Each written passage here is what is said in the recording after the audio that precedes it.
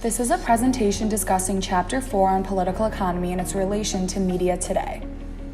So to start, political economy is defined as the study of the social relations, particularly the power relations that manually constitute the production, distribution, and consumption of resources, including communication resources, as stated in the e-text. Karl Marx created a framework to analyze capitalism, and he developed his theories by paying close attention to the evolution of political and economic structures in European history. Marx's theories can be used to connect how media and communication systems and content are shaped by ownership, market structures, commercial support technologies, labor practices, and government policies, linking economic and political systems with how social power is exercised. To better understand how powerful media companies came to be, we have to start with the basics of capitalism. The history of mass media is therefore innately connected to the history of capitalism, which is why it is impossible to understand our current system without understanding at least the basic principles of the capitalist system by Karl Marx. So here is a photo of a diagram that explains the basic principles of capitalism, starting with productive resources, such as land, mills, or workshops, and they can be owned as private property. These resources, as well as money that can be used to purchase or improve them, are known as capital. And the individuals or organizations that own them are called capitalists. The human labor required to make use of this capital is performed on a contractual basis in exchange for a sum of money called a wage.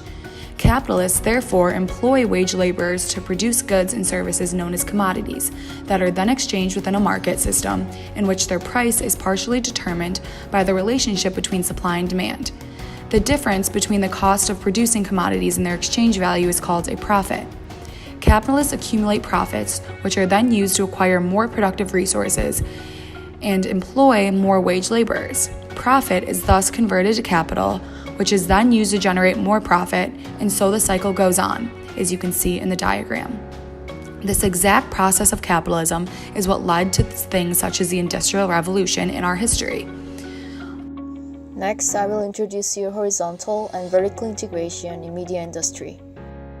Vertical integration occurs when one company covers a supply chain by merging or acquiring other companies in the different stages of the distribution chain. The supply chain in media industry consists of film production, film distribution, and film exhibition. The cause of the vertical integration is to strengthen the production distribution chain and to minimize the cost and waste of products at various levels. The merger of AT&T and Time Warner is an example of vertical integration.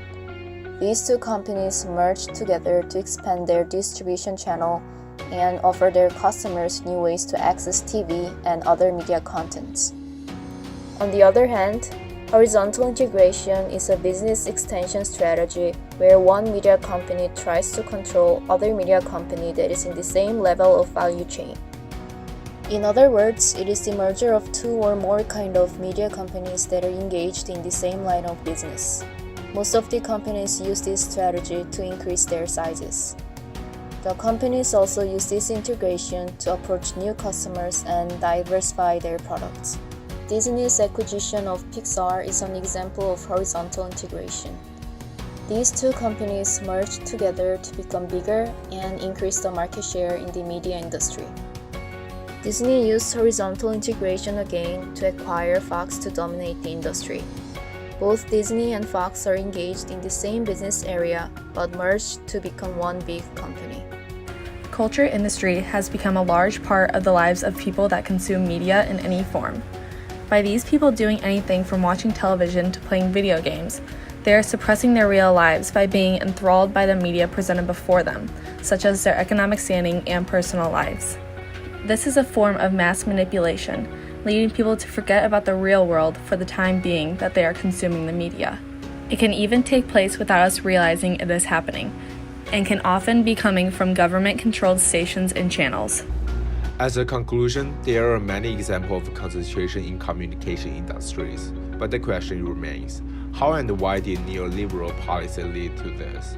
Most political economists would answer that the essential premise of neoliberalism, the idea that government regulation is not necessary and that absolutely free market will always generate healthy competition, is mistaken.